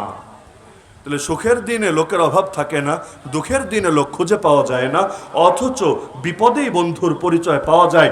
ইসলামের দুর্দিনে খাঁটি ইসলাম প্রেমিক কারা, এটার পরিচয় পাওয়া যায়। তো যে প্রসঙ্গে বলছিলাম যে আল্লাহ রসুল সাল্লাল্লাহু আলাইহি ওয়াসাল্লামের জামানায় সেই অন্ধ সাহাবী যখন দেখলেন কোনোভাবেই সে থামে না, গালিগালাজ চালিয়ে যাচ্ছে, একদিন তিনি কঠোর সিদ্ধান্ত নিয়ে বসলেন। দিন শেষ, রাত আসলো, তিনি ঘরে এসে বাসায় প্রবেশ করলেন। কি হচ্ছে? ঘরে এসে বাসায় প্রবেশ করার পরে দাসীটা ঘুমাচ্ছিল, ছুরি একটা হাতে নিলেন, দাসীর কাছে গেলেন, এরপর আল্লাহর নাম নিয়ে কাজ যা করার তা করে ফেললেন, বিছানা রক্তে ভেসে গেল এবং তিনিও সেখানে রাত কাটিয়ে দিলেন। সকালে আল্লাহ নবীর দরবারে বিচার উঠলো, কারণ আল্লাহ নবী নিজেই ছিলেন রাষ্ট্রপ্রধান, নিজেই ছিলেন বিচারক, কারণ নবীর চাইতে উত্তম বিচারক কে হবে, নবীর চাইতে উত্তম শাসক কে হবে। তো আল্লাহ নবী সাল্লাল্লাহু আলাইহি ওয়াসাল্লামের সামনে বিচার আসলো যে মদিনার মধ্যে একজন দাসী নিহত হয়েছে। তো নবী এবার যাচাই বাছাই করা শুরু করলেন, খোঁজ খবর নেওয়া শুরু করলেন যে এই খুনটা কে করেছে, এই হত্যাকাণ্ড কে ঘটিয়েছে। তো অন্ধ সাহাবী নিজেই এসে এবার হাজির হলেন, পেছন থেকে দাঁড়িয়ে সামনের দিকে আসতে লাগলেন, এসে বললেন, ইয়া রাসূলুল্লাহ, সব অপরাধ আমার কাঁধে, আমি নিয়ে নিচ্ছি, আমি নিজে স্বেচ্ছাপ্রণোদিত হয়ে তাকে হত্যা করেছি। কিসের জন্য? কারণ সে আপনাকে গালিগালাজ করত, আমি এটা সইতে পারি নাই, এজন্য আমি তাকে বিদায় করে দিয়েছি। এখন আপনি যদি আমাকে মৃত্যুদণ্ড দেন, আমার কোনো আপত্তি নাই, কোনো আফসোস নাই। আপনার ইজ্জত বাঁচানোর জন্য আমার 1 জান কেন, 100 জান কোরবান করতেও কোনো দ্বিধা নাই। কিন্তু আল্লাহর রাসূল তাকে অবাক করে দিয়ে বললেন, হে আমার সাহাবী, যেহেতু সে আমাকে গালিগালাজ করার কারণেই সইতে না পেরে তুমি তাকে মেরে ফেলেছ, সুতরাং ইসলাম তোমাকে মৃত্যুদণ্ড দেবে না। এটা এতটাই স্পষ্ট মাসআলা, লা ইয়ানতাতিহু ফিহা আনাজান। আমার রাসূল বলেন এই ব্যাপারে 2টা ছাগলও শিং দিয়ে গুতাগুতি করবে না, মানে মুফতি দ্বিমত করবে তো দূরের কথা, 2 ছাগলও দ্বিমত করবে না। তুমি যাও, আমি তোমাকে খালাস দিয়ে দিলাম। তাহলে আল্লাহ রসুল সাল্লাল্লাহু আলাইহি ওয়াসাল্লামের আদর্শ থেকে আমরা কি শিক্ষা গ্রহণ করলাম? যে তিনি এসেই তিনি সব কিছুকে বিদায় করলেন, মূর্তিও না, ভাস্কর্যও না, ছবিও না, কোনোটাকেই তিনি অ্যালাউ করলেন না। কেন? কারণ হক আর বাতিল একসঙ্গে মিলেমিশে চলতে পারে না। হক আসার মানেই বাতিল দূর হওয়া, বাতিল আসার মানেই হক দূর হওয়া। আমি আপনাকে 1 গ্লাস দুধ খেতে দিলাম, তবে দুধের মধ্যে 2 ফোঁটা গরুর চুনা মিশিয়ে দিলাম, যেটাকে অনেকে বরকতের নিয়তে খায় আর কি, একেবারে খুব ফিলিংস নিয়ে গ্লাসের মধ্যে নিয়ে হলুদ শরবত খায়, আর এটাকেও ধর্মীয় ফ্লেভার দিতে চায়। তো এখন আপনাকে যদি উত্তম এবং পবিত্র দুধের সঙ্গে 1-2 ফোঁটা চুনা মিশিয়ে দেওয়া হয়, আপনি খাবেন জীবনে? কেন? কারণ আপনিও জানেন যে ভালো আর মন্দ যখন মিশ্রিত হয়ে গিয়েছে, হুকুম কিন্তু ভালোর উপর যাবে না, হুকুম কিন্তু মন্দটার উপরেই যাবে। বাংলাদেশে যাদেরকে মৃত্যুদণ্ড দেওয়া হয়, কেন? হয়তো সে খুন করেছে, ধর্ষণ করেছে, অথবা বড় কোনো অপরাধ করেছে। আচ্ছা, ওদের জীবন খুঁজলে, এই অপরাধীদের জীবন খুঁজলে ভালো অনেক গুণকে পাওয়া যাবে না? আমরা যেহেতু 1 বছর জেলখানায় কাটিয়ে এসেছি 2021 থেকে 2022, সে গণগ্রেফতারের সময়টাতে, সেখানে তো সব ক্যাটাগরির লোক চোখের সামনে দেখেছি। খুনি বলেন, ধর্ষক বলেন, বড় বড় ডন বলেন, সবই দেখে এসেছি। তো এটাই তো বাস্তব কথা যে এদের অনেকের ব্যাপারে শুনলে বিশ্বাসও হতো না যে এই মানুষটাই বাইরে খুন করেছে, এই মানুষটাই বাইরে ধর্ষণ করেছে, কারণ তার মধ্যে এত এত ভালো গুণ আছে যে এটার সঙ্গে ওই খারাপ জিনিসটা কল্পনায় আসতে চায় না, বিশ্বাসও হতে চায় না। তো একজন মানুষের মধ্যে যদি 100টা ভালো গুণ থাকে, কিন্তু একটা খুবই খারাপ গুণ, যে সে খুনি, সে ধর্ষক, সে এটা, সে সেটা, তাহলে আপনারা কি ভালো গুণের কথাটা বলেন না খারাপ দোষের কথাটা বলেন? কেন? কারণ ভালো আর মন্দ যখন মিশ্রিত হয়, নজর কিন্তু ভালোটার দিকে না, খারাপটার দিকে যায়। সাদা পাঞ্জাবি বা সাদা কাপড় যারা পরেন, যদি আপনার কাপড়ের মধ্যে কোনো একটা দাগ লেগে যায়, যে গরুর গোশত দিয়ে ভাত খেয়েছেন, হলুদ লেগে গিয়েছে, দেখবেন আপনার দিকে কেউ তাকালেও নজরটা কিন্তু কিভাবে ওই দাগের দিকে আগে চলে যাচ্ছে। আমার মনে পড়ে এখন, সে ছোট ছিলাম ওই সময়, একদিন ঈদের দিন, রমাদানের ঈদ যেটা ঈদুল ফিত্র, ঈদুল ফিত্রের দিন আমাদের মসজিদে একটা তাবলিগ জামাত ছিল। তো ঈদের নামাজ পড়ে আসছিলাম, হঠাৎ করে তাবলিগ জামাতের কয়েকজন আমাকে বলল যে শাহজালাল মাজার তো এখানে কাছেই, চলো মাজারটা একটু ঘুরে আসি। তা আমরা তো চিনি না, তুমি তো স্থানীয়, যেহেতু আমার বাড়ি এখানে কাছে, তাহলে চলো একটু আমাদেরকে ঘুরিয়ে নিয়ে আসো। তা আমার ইচ্ছা হচ্ছিল না যে ঈদের দিন এখন আবার যাব এখানে যেতে। আর দূরের মানুষের জন্য জায়গাগুলো আকর্ষণীয় থাকে, যাদের ঘরবাড়ি সেখানে, তাদের জন্য সেটা আলাদা আকর্ষণ থাকে না। আপনারা অনেকে ঢাকা থেকে সিলেট যান পাহাড় দেখতে, আর আমার বাসার চারদিকে অল টাইম এমনিই পাহাড় থাকে, জানলা দিয়ে তাকালেও পাহাড়, দরজা দিয়ে তাকালেও পাহাড়, উঠানে আসলেও পাহাড়। তা আমাকে পাহাড় আলাদা করে কেন টানবে? আমি তো আর পাহাড় দেখার জন্য খাগড়াছড়ি, বান্দরবানি হোক আর সিলেটি হোক যাব না। তা আমাকে বলল, কিন্তু এখন ছোট মানুষ আগ্রহ করে বলছে, আর ঈদের দিনও বেচারারা সফরে আছে, তাহলে ভাবলাম বলেছে তাহলে যাই। তো গেলাম। এখন শাহজালাল মাজারের ভেতরে ঢুকবো, একজনকে দায়িত্ব দিলাম যে সবাই যদি একসাথে চলে যায় জুতার কি হবে, জুতা নিয়ে ভেতরে প্রবেশ করা যাবে না। তাহলে একজনকে দায়িত্ব দিলাম এক জায়গায় জুতা রেখে, যে আপনি এখানে একটু থাকেন, সর্বোচ্চ 5 মিনিটের মধ্যে আমরা ঘুরে দেখে আসছি। এরপর আরেকজন দাঁড়াবে, আপনি গিয়ে দেখে আসেন, জুতাটাও নিরাপদে থাকলো আর সফরও দেখাও সবার হয়ে গেল। ঈদের দিন নতুন জামা, নতুন জুতা নিয়ে গেলাম। আর তারা যেহেতু সফরে ছিল, তাদের আমি ছাড়া সেখানে কারো আর নতুন জুতা ছিল না, কেউ স্যান্ডেল বা কেউ হলো ওই অল্প দামের স্পঞ্জ, এগুলো পরেই তারা চলে গিয়েছে। তো এখন আমরা যখন ভিতরে দাঁড়িয়ে দাঁড়িয়ে মাজার দেখছি, হঠাৎ করে দেখে সে আল্লাহর বান্দা এসে হাজির হয়ে গেছে। এখন আমার মাথায় চিন্তায় আসলো, ভাই আপনাকে না বলেছিলাম জুতাগুলো একটু বাইরে দেখতে, আপনিও চলে আসলেন। বললো, আরে মাজারের মধ্যে কেউ কি এসে চুরি করবে? আমার তো মাথায় এবার আসমান ভেঙে পড়লো, কারণ আমার তো জানা আছে যে এখানে কি চলে না চলে। তাড়াতাড়ি করে আসলাম বাইরে, এসে দেখে সবগুলো জুতা ঠিকই আছে, একটা জুতা হাওয়া হয়ে গেছে, সেই জুতাটা হলো আমার জুতা। এখন ঈদের দিন কেমন একটা কষ্ট লাগে। আর শাহজালাল মাজার থেকে বাসায় যেতে 6 কিলো পথ আমাকে অতিক্রম করতে হবে। তো এখন এই 6 কিলো খালি পায়ে কিভাবে যাব? কারণ ঈদের দিন দোকান পাবো কোথায়? দোকান পেলে 100 টাকা দিয়ে নয়তো একটা স্যান্ডেল নেওয়া যাবে, কিন্তু ঈদের দিন আর ঈদের নামাজের পর কেউ কি দোকান খুলে বসে থাকে নাকি এগুলো? এখন কি হবে? তো এখন লজ্জায় তারা তো তাদের জুতা নিয়ে আসছে, আর আমি খালি পায়ে পায়ে আস্তে আস্তে আসছি। এখন অবাক হয়ে খেয়াল করলাম, সারা জীবন যে জুতা পায়ে হাঁটলাম, কেউ জুতার দিকে ওইভাবে তাকায়ও না বা এটা নিয়ে প্রশ্নও করে না। ওই দিন যে পায়ে জুতা নাই, সবার শুধু এটাই প্রশ্ন। প্রথমে হয়তো সালাম দিল বা কথা বলল, বলে কিরে ভাতিজা তোমার জুতা কই, কিরে ভাই তোমার জুতা কই? পেরেশান হয়ে গেলাম, হায় রে, সবই তো ঠিক আছে মাথা থেকে পা, খালি জুতাটাই নয়তো মিসিং আছে, কিন্তু নজর খালি সবার জুতার দিকেই যাচ্ছে। তো কি বোঝা গেল? যে যেখানে দোষ থাকে নজর কিন্তু ওটার দিকে আগে পড়ে। চাঁদের দিকে তাকান, দেখবেন ওই কালো কালো দাগ, এটাই আগে দেখা যায়। চারদিকে যে এত সুন্দর, এত সাদার মধ্যে সামান্য কালো, কিন্তু সাদার চাইতে বেশি নজরে কিন্তু কালোটাই আসে, এটাই নিয়ম। তো ভালো আর মন্দ যদি মিশ্রিত হয়ে যায়, তখন ভালোটা এটা ঢাকা পড়ে যায়, মন্দটা এটাই মূল বিবেচ্য হয়ে যায়। তাহলে আল্লাহ রসুল সাল্লাল্লাহু আলাইহি সাল্লাম তিনি আমাদেরকে শিক্ষাই দিলেন এটা কিভাবে। আমি মক্কার জামানার একটা কথা বলি, ঘটনাটা সবাই জানেন। আল্লাহ নবী যখন মক্কায় দাওয়াত দিচ্ছিলেন, আবু জাহাল এবং তার অন্যান্য সাথীবৃন্দ আল্লাহ রসুলের চাচার কাছে এসে বলল, তোমার ভাতিজাকে থামাও, বিনিময়ে যা চায় তা দেব আমরা। সুন্দরী নারী চাইলে আরবের সবচাইতে সুন্দরী নারী দেব, সম্পদ চাইলে সম্পদের পাহাড় বানিয়ে দেব, ক্ষমতা চাইলে তাও বলুক, তাকে আমাদের পার্লামেন্টে সদস্য বানিয়ে দেব। ওদের পার্লামেন্টের নাম ছিল দারুন নাদওয়া। কি নাম? দারুন নাদওয়া।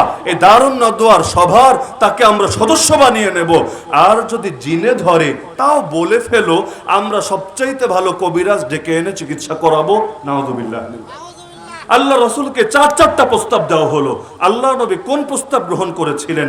তিনি কি সুন্দরী নারী চেয়েছিলেন? তিনি কি সম্পদের পাহাড় চেয়েছিলেন? আচ্ছা, তিনি কি ক্ষমতা নিয়েছিলেন? কিসের জন্য? বলবেন যে হুজুর মানুষ ক্ষমতা দিয়ে কি করবে? আল্লাহ নবী তিনি তো সব হুজুরের বড় হুজুর, ক্ষমতা দিতে চাইলেই কি তাকে নিতে হবে?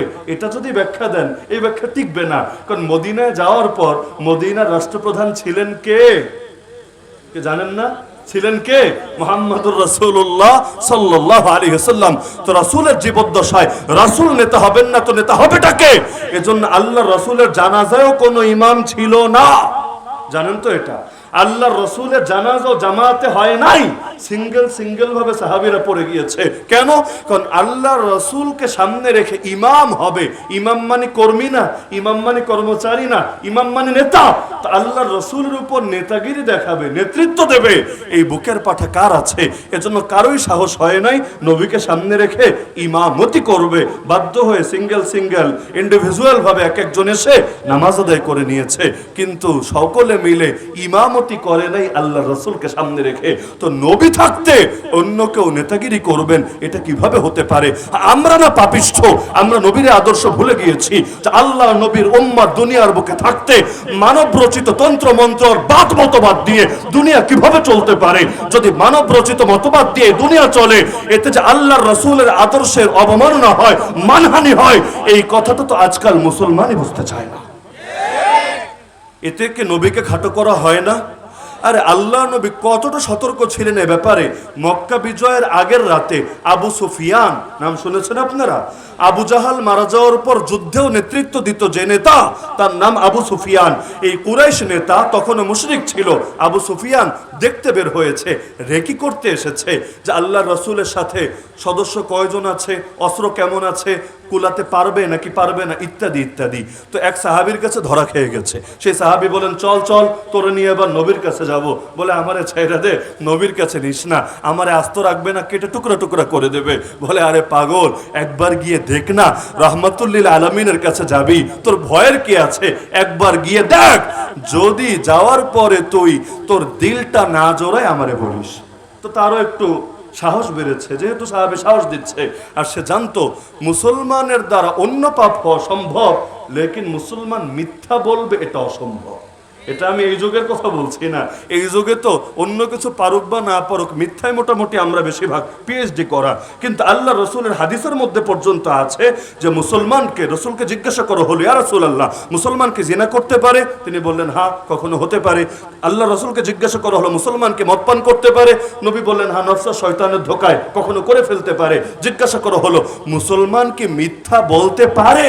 বলল, না, মুসলমান মিথ্যা বলতে পারে না। আরে মুসলমান রাখেন, ওই জামানায় কাফের নেতারা মিথ্যা বলবে এটাও কল্পনা করা যেত না। সহিহ বুখারীতে হাদিস আছে, রোম সম্রাট হিরাক্লিয়াসের সামনে এই আবু সুফিয়ান ছিল। সে তাকে প্রশ্ন করছিল নবী সম্পর্কে, আসলে মুহাম্মদ সাল্লাল্লাহু আলাইহি ওয়াসাল্লাম তিনি কি হক নবী না নবুয়তের এমনি ভুয়া দাবি করছেন, যাচাইয়ের জন্য অনেকগুলো প্রশ্ন করেছে। আবু সুফিয়ান নিজে বলেছে, একটা প্রশ্নের উত্তরে আমি চেয়েছিলাম একটু ভুল কিছু বলবো, বানিয়ে বলবো, মিথ্যা কথা বলবো, কিন্তু শুধুমাত্র এই কারণে বলি নাই যে আমি তো একা ছিলাম না, আমার কর্মীরাও ছিল সেখানে। এই কর্মীরা জেনে যাবে যে আমি মিথ্যা বলি। আর আরব জাতির নীতি ছিল, তারা মিথ্যুককে কখনো নেতা বানাতো না, কারণ মিথ্যা মানেই ধোঁকা, মিথ্যা মানেই প্রতারণা, মিথ্যা মানেই জালিয়াতি। তো যে মিথ্যা বলতে পারে সে গোটা দেশ আর জনতার সাথেও ধোঁকাবাজি করতে পারে। এজন্য আবু সুফিয়ান এই ভয়ে মিথ্যা বলে নাই যে মিথ্যা বললে আমার নেতাগিরি ছুটে যাবে, এরা আমারে কিক আউট করে নেতৃত্বের আসন থেকে বিদায় করে দেবে। এই আদর্শ কাফেররা বুঝলেও আজকে বাংলার মুসলমান বুঝতে সক্ষম হয় নাই। না হলে যেদিন এক একটা নেতা নেত্রীর মিথ্যা প্রমাণিত হয়, যদি আরব জাতির মতো অভ্যাসটাও থাকতো আর ইসলাম রাখেন, যদি ওই আদর্শ মেনে যদি সেকুলার আদর্শও চলতো, তাহলেও বলতো যে মিথ্যুকরে আমাদের মাথার উপর সভাপতি আর নেতা রাখবো না, লাথি মেরে বিদায় করে দিত এবং কোন সত্যবাদীকে সে আসনে নিয়ে বসাতো। তা আবু সুফিয়ান তাকে নিয়ে যাচ্ছে সেই সাহাবী রাসূলের কাছে। যে প্রসঙ্গে কথাটা টানলাম, আল্লাহর রাসূলের পাশে থাকা এক সাহাবী নবীকে সংবাদ দিচ্ছে, ইয়া রাসূলুল্লাহ, কুরাইশের সর্দার আবু সুফিয়ান আসছে, সঙ্গে আপনার অমুক সাহাবীও আসছে। কথাটায় কি কোনো ভুল আছে বা কথাটায় কোনো সমস্যা ধরা পড়ে আপনার নজরে? না, খুবই স্বাভাবিক একটা কথা।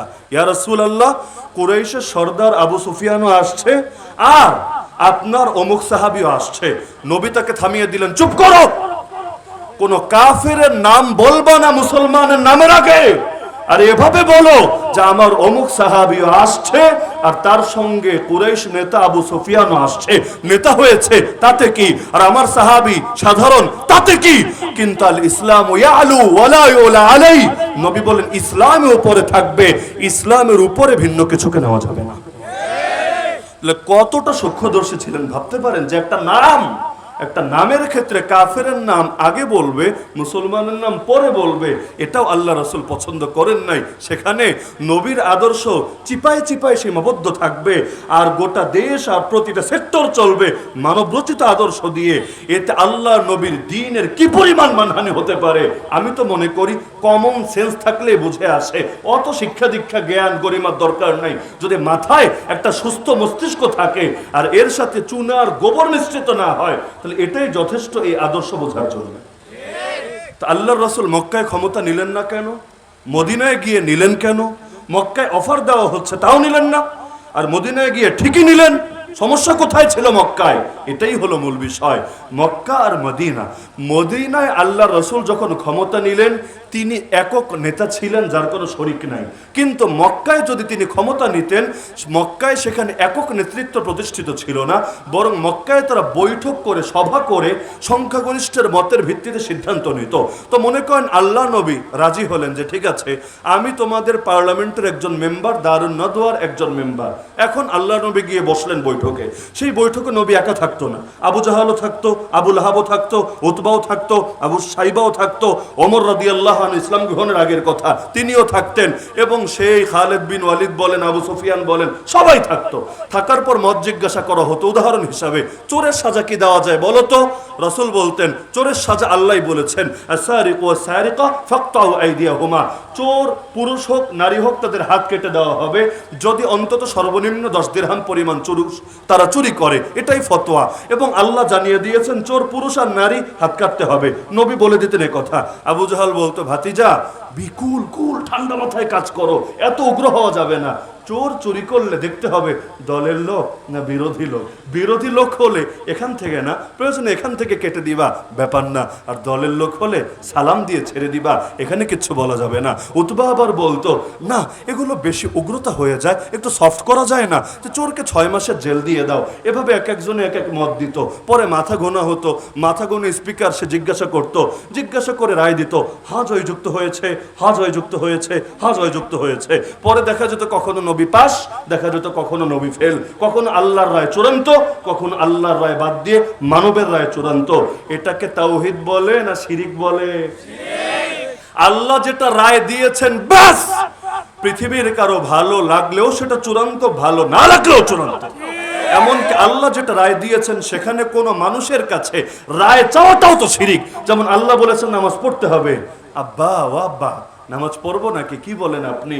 যদি বলে হ্যাঁ পড়বি, ঠিক আছে পড়বো, পড়বি না, আল্লাহ আপাতত আমি পারছি না, আমি আর নামাজ পড়বো না। তাহলে রবকে আল্লাহরে মানলো না আব্বারে মানলো? আরে বলেন না, কারে মানলো? আল্লাহ যেটা বিধান দিয়েছেন ব্যাস, সেখানে কোনো স্বাধীনতা থাকবে না। আমার কোরআনে আল্লাহ বলেন, ফালা ওয়ারাব্বিকা লা ইউমিনুন, বান্দা জীবনে ঈমানদার হবে না হাত্তা ইউহাক্কিমুকা ফীমা শাজারা বাইনাহুম। হে রাসূল, যতদিন না নিজেদের বিবাদের ব্যাপারে তোমাকে বিচারক মেনে নেয়, সুম্মা লা ইয়াজিদু ফি আনফুসিহিম হারাজাম মিম্মা কাদাইত, তুমি যেই বিচার করো এই ব্যাপারে অন্তরে কোনো সংকোচ রাখে না, ওয়া ইউসাল্লিমু তাসলিমা, তোমার বিচারের সামনে আত্মসমর্পণ না করে ততদিন পর্যন্ত ঈমানদারি হতে পারবে না। হ্যাঁ, যেখানে আল্লাহ বৈধতা দিয়েছেন এটাও করা যায়, ওটাও করা যায়, এখানে আমাদের আলোচনা হতে পারে এমন করব না অমন করব। যেমন বাংলাদেশে যত আইন আছে মনে করেন, বড় একটা অংশই এমন যেখানে আল্লাহ একাধিক অপশন খোলা রেখেছেন। ট্রাফিক আইনের বিভিন্ন বিষয় আছে, আরো বিভিন্ন সেক্টরে বিভিন্ন বিষয় আছে। এখানে বসে বসে আপনারা রায় চূড়ান্ত করেন, সমস্যার ব্যাপার না। কিন্তু আল্লাহ যা হারাম করেছেন তা হারামই থাকবে, আল্লাহ যা হালাল করেছেন তা হালালই থাকবে। আল্লাহ পতিতালয়কে হারাম করেছেন, এখন যতবারই আইন পাস করো না কেন পতিতালয় হারামই থাকবে। আল্লাহ তাআলা গান বাজনা অশ্লীলতাকে নিষিদ্ধ করেছেন, যতই এটাকে বৈধতা দেওয়া সিদ্ধ করো এটা নিষিদ্ধই থাকবে। আল্লাহ মদের বারকে নিষিদ্ধ করেছেন, হারাম করেছেন, এখন যতই টাকার বিনিময়ে লাইসেন্স বিতরণ করো, যা হারাম তা হারামই থাকবে। আর আল্লাহ জিহাদকে হালাল করেছেন, হালাল না খালি ফরজ করেছেন। আল্লাহ খেলাফতের বিধান দিয়েছেন, আল্লাহ দিন কায়েমের কথা বলেছেন। এখন যতই এর উপর জঙ্গিবাদের ট্যাগ লাগাও, মৌলবাদের ট্যাগ লাগাও, যতই তোমাদের গায়ে অ্যালার্জি হোক, আরে চুলকাতে চুলকাতে যদি তোমাদের গায়ে রক্ত চলে আসে, তবুও তোমাদের চুলকানি দেখে দেখে মুসলমান কিছুতে আল্লাহর বিধান ছাড়বে না। জেলে যাওয়া লাগলে জেলে যাবে, ফাঁসির দড়ি চলা লাগলে ফাঁসির দড়ি নিজের গলায় সাদরে বরণ করে নেবে। কিন্তু গালির ভয়ে, হামলার ভয়ে, মামলার ভয়ে আল্লাহর দ্বীনের একটা বিধানও ছাড়তে পারবে না।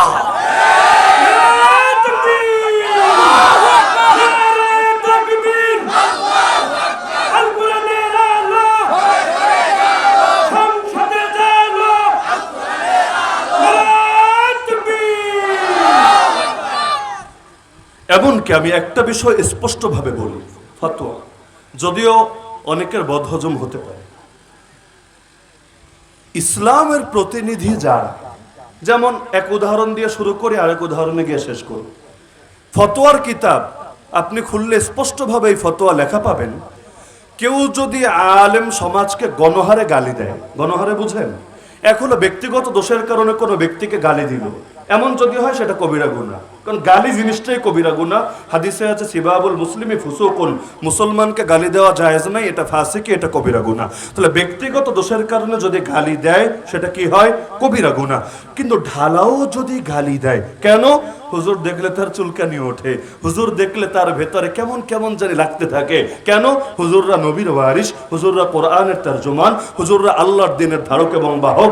এ কারণে এক শ্রেণী আছে কিনা যে হুজুর দেখলেই তেলে বেগুনে জ্বলে ওঠে, আছে কিনা?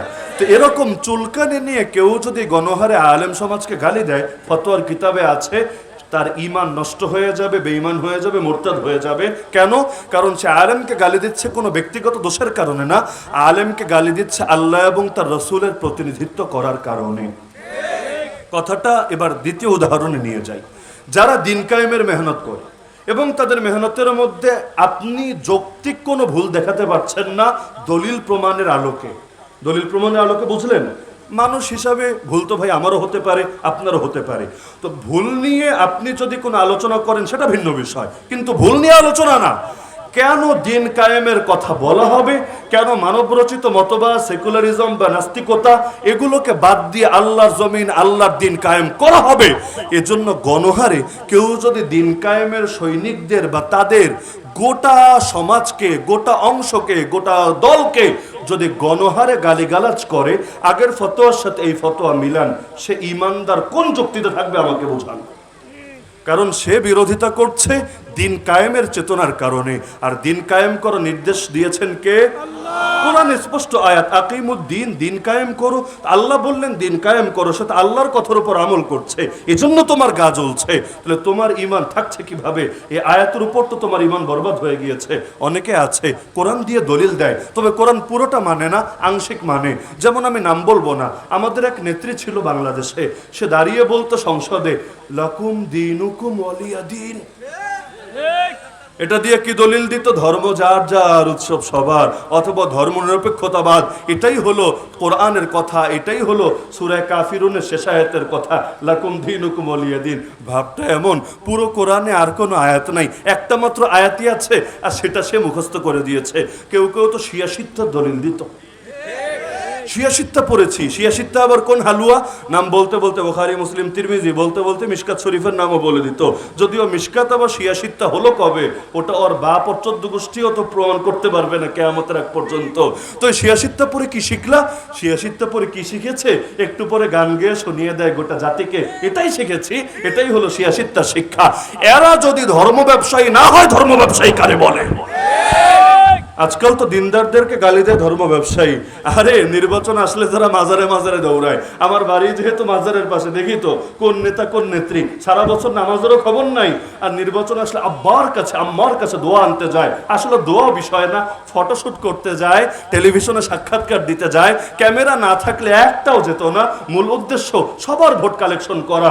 তো এই মাজারে মাজারে যারা থাকে সেখানে গঞ্জিকা সেবন করে, সিদ্ধি পাতা খেয়ে মেহনত করে এবং নারী পুরুষের ফ্রি মিক্সিং করে, আরো যত আকাম কুকাম আছে করে। এদেরও তো ভোট আছে, এই ভোটগুলোও তো লাগবে। তো সব জায়গায় গিয়ে সুশীলগিরি দেখায়। তো এই যে বিভিন্ন সময় ধর্মের নাম ব্যবহার করে, তাহাজ্জুদ নাকি একদিনও মিস হয় না, ফজরের পর ইয়াসিন নাকি ভুলেও বাদ যায় না। যদিও মানুষ গিয়ে গোটা রুম তন্ন তন্ন করে খুঁজেও বিদেশি কি কি জানি পায়, কিন্তু এই ইবাদতের কোনো চিহ্ন টিহ্ন নাকি খুঁজে পায় না। অদ্ভুত ব্যাপার স্যাপার। তাহলে তুমি রাত্রে কয়শো রাকাত তাহাজ্জুদ পড়ো, আর এটা বলার দরকারটা কি? তুমি কি ধর্মীয় রাজনীতি করো? যদি না করো, তোমার তাহাজ্জুদ এখানে টানার দরকার কি রে ভাই? তোমার লাকুম দিনুকুম ওয়ালিয়াদিন টানার দরকার কি? তোমার শিয়াশিত্তা টানার দরকার কি? এটাই তো ধর্ম ব্যবসা। তো ধর্মীয় রাজনীতি করবা না, তুমি ধর্ম দিয়ে দলিল দিবা কোন মুখে? এগুলো হতো নাকি হতো না? হতো নাকি হতো না? তাহলে আল্লাহ রসুল তিনি মক্কায় যদি ক্ষমতা নিতেন, শিরিকের সঙ্গে নেওয়া লাগতো। মদিনায় গিয়ে ক্ষমতা নিলেন, তাওহীদের সঙ্গে ক্ষমতা নিলেন। কি বুঝলেন? হক আর বাতিল একসঙ্গে মিলেমিশে চলবে, তাই না? নাকি হক আসলে বাতিল পালাবে, আর বাতিলকে জিন্দা করতে হলে হককে মারতে হবে? যদি তোমরা চাও জমিনের মধ্যে ইসলামকে নিশ্চিহ্ন করবা, আরে আগে তো আমাদেরকে নিশ্চিহ্ন করতে হবে। কারণ একজন মুসলমানের ভেতরে যতদিন প্রাণ থাকবে, সেই প্রাণে স্পন্দন থাকবে, তার ধমনীতে রক্ত প্রবাহিত হবে। আরে মুসলমান তার সর্বস্ব কোরবান করে হলেও, নিজের জানের বিনিময়ে হলেও, নিজের ফ্যামিলির বিনিময়ে হলেও আল্লাহর জমিন, আল্লাহর দিনকে জিন্দা রাখার জন্য সর্বোচ্চ মেহনত করে যাবেই যাবে।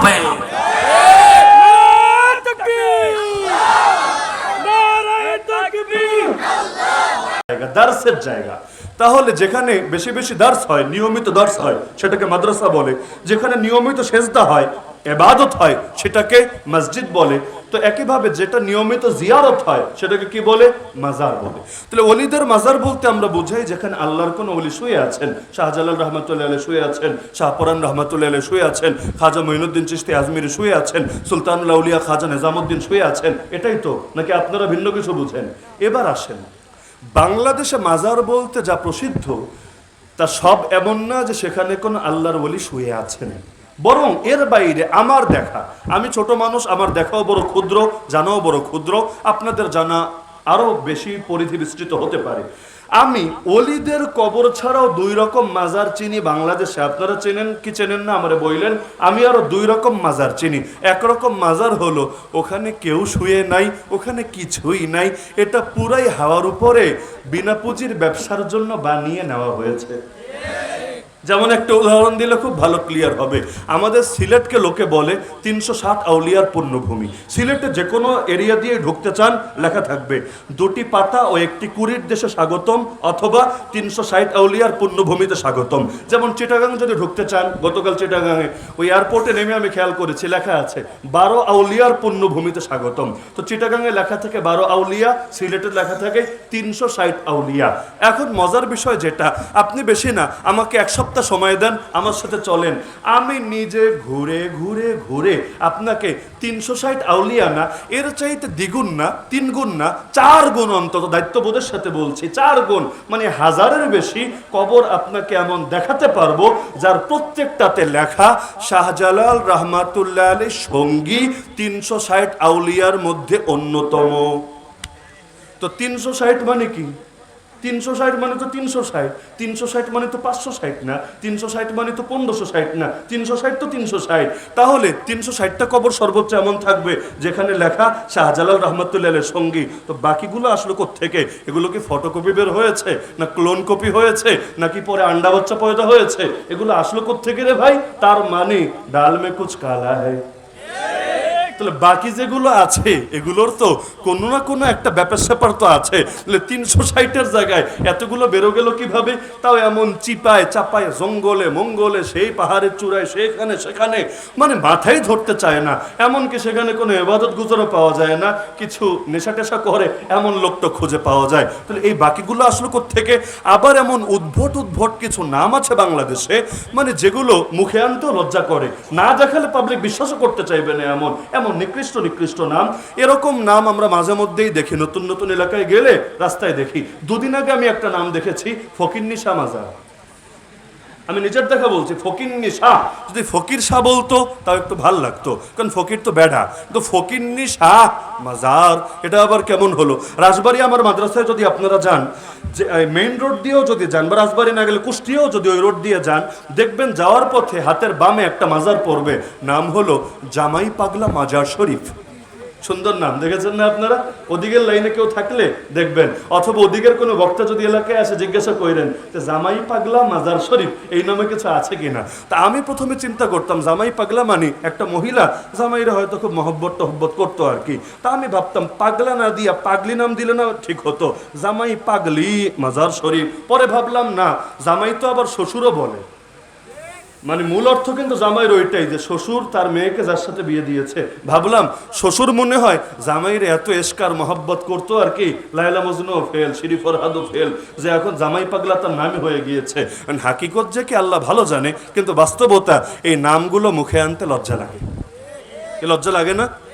আরো কত কত নিকৃষ্ট নিকৃষ্ট নাম, সুবহানাল্লাহ বলবেন না, নাউজুবিল্লাহ, নিজ দায়িত্বে বইলা নিয়েন। তো এই যে দেশের মধ্যে আছে এর অনেকগুলো এমন, এখানে কেউ শুয়ে নাই, হুদাই ওই লাল সালু গল্পের মতো হুদাই এমনি একটা বানিয়ে নিয়েছে জাস্ট বিনা পুঁজির ব্যবসার জন্যে।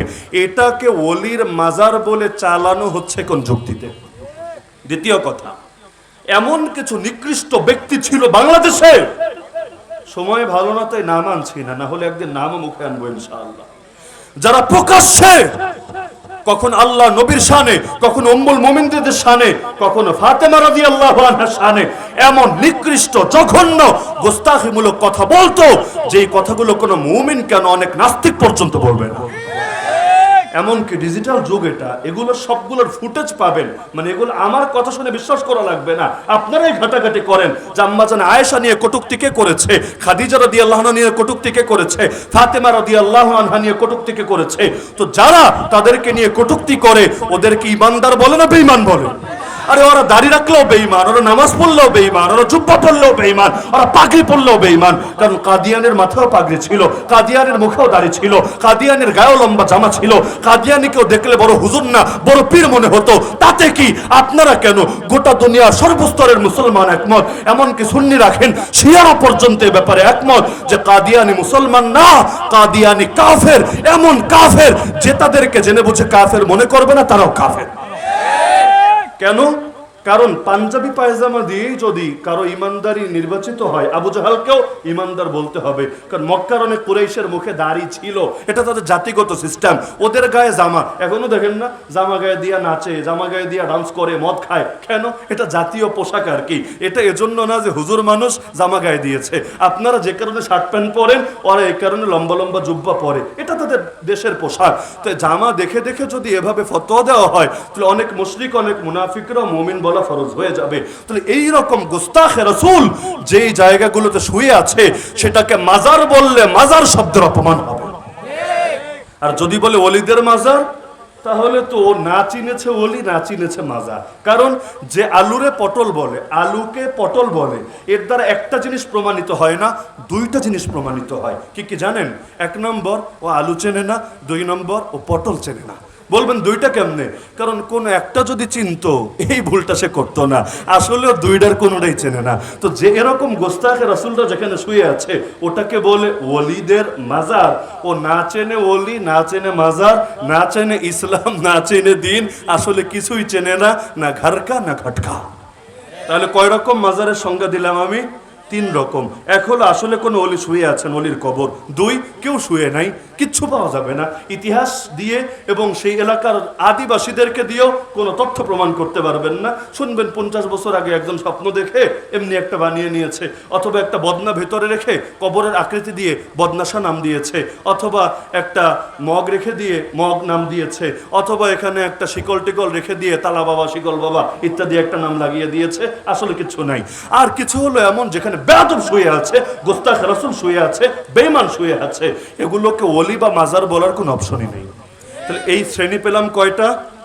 শ্রেণী পেলাম কয়টা? তিনটা। এর মধ্যে বাকি 2 নম্বর আর 3 নম্বরে যা বললাম, মানে ভণ্ডামের যে দুইটা, এগুলোর ব্যাপারে রাষ্ট্রের করণীয়, সরকারের করণীয় এগুলোকে ভেঙে গড়িয়ে দেওয়া। জনগণের করণীয় বলি নাই। কার করণীয় বললাম? কার করণীয় বললাম? কারণ রাষ্ট্র কখনো ধোঁকাবাজের সঙ্গী হতে পারে না, রাষ্ট্র কখনো অন্যায়কে শেল্টার প্রশ্রয় দিতে পারে না। এটা অনৈতিকতা, এটা অযৌক্তিক। সুতরাং যারাই ক্ষমতায় আসবে, আমি মনে করি এটা তাদের নৈতিক দায়িত্ব, একে তো জাতিকে সচেতন করা, 2 নম্বর এগুলোকে ভেঙে গুড়িয়ে দেওয়া। কারণ প্রত্যেকটাকে কেন্দ্র করে প্রচুর পরিমাণ অনৈতিক কাজ চলে, দেহ ব্যবসা থেকে শুরু করে মাদকদ্রব্য সেবন থেকে শুরু করে এমন এমন নিকৃষ্ট কাজ চলে যেটা অনেক সময় পতিতালয়কে হার মানাবে। তাহলে এগুলো বন্ধ করা তাদের কাজ নাকি কাজ না? আরে কাজ নাকি কাজ না? আর রাষ্ট্র যদি এই কাজগুলো করে, জনগণের কিচ্ছু আর করা লাগবে না, জনগণ তাদের পক্ষে থাকবে। কারণ যে ভালো কাজ করে মানুষ তারে মাথায় তুলে রাখবে, এটাই যুক্তির কথা। ভালো কাজ করলে মানুষ দৌড়ানো দিয়ে ভাগাবে না, এবং তাড়াতাড়ি করে পালাতে গিয়ে নিজের বিদেশি আসবাবপত্র ফেলে যেতে হবে না, এটাই স্বাভাবিক কথা। আর প্রথম শ্রেণীর যেটা আছে, মানে আল্লাহর ওলিরা শুয়ে আছেন এরকম জায়গা যেটা আছে, সেগুলোর ব্যাপারে করণীয় হলো সংস্কার করা।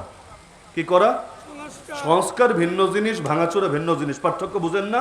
পার্থক্য বোঝেন কিনা? আল্লাহ নবী বাইতুল্লাহ সংস্কার করলেন কিভাবে?